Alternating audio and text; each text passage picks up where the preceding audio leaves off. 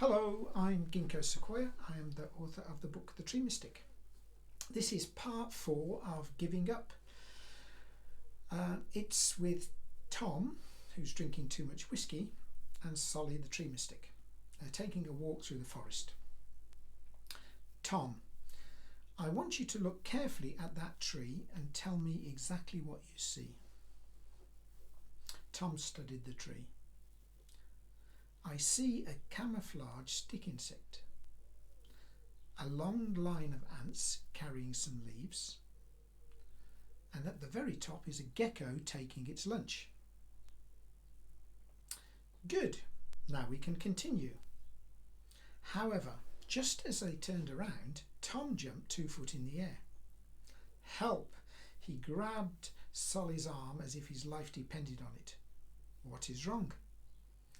No words came out of Tom's mouth. So he pointed at the tree.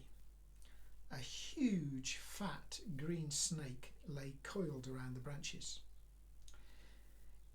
It glared menacingly at Tom and flicked out its tongue. Tom's heart jumped out of his chest. He let go of Solly's arm and ran back to the mustard garden. Eventually, Solly caught him up.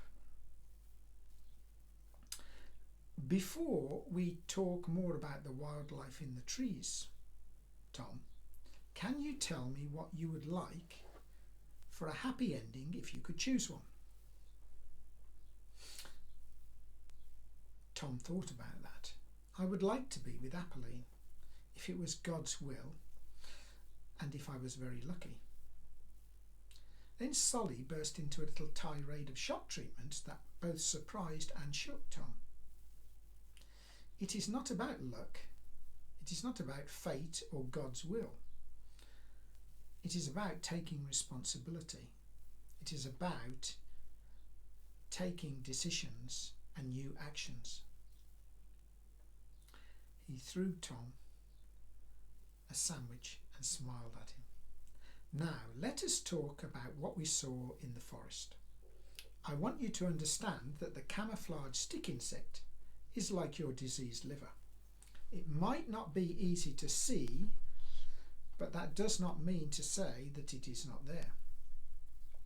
You also saw a little gecko climbing to the top of the tree. Geckos have special sticky pads on their feet. This adhesive gives them something to hold on to and stops them falling off. Geckos' feet are like parameters or boundaries. If they are absent, there is no limit to how far you can fall. This is something that I learnt from my short stay in prison.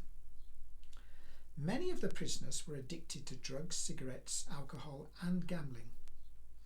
It seemed that the only prisoners that could be helped were those that had set out some boundaries. They had a limit to how much they would gamble. They would never smoke or drink before certain times of the day or never go beyond a certain amount. However, those without boundaries were very difficult to save. Tom, you must make friends with the little guys that you saw in the trees, because there are some bigger guys lurking around who are out to harm you. Huge guys like that snake that made you jump in the air. Anaconda-like addictions coiled around the branches waiting for you to pass. When they wrap themselves around you, they will not let go. Tom laughed nervously. That is exactly how my addiction feels. The anaconda has me in a vice-like grip, and it is crushing the life out of me. I feel as if I have no control. Then we need to find a way to loosen the anaconda's grip and shake it right off. When you are all at sea, don't wait until you are scraping the rocks and there are holes in the bottom of your boat. Act before that happens. Don't dream in hope. Know that dreams come true because you made an effort and took action. There's more in part 5, and we'll pick up that story again. You can buy the book on Amazon or at thetreemystic.com. Hopefully you'll be back and listen to part 5. Thank you. Goodbye.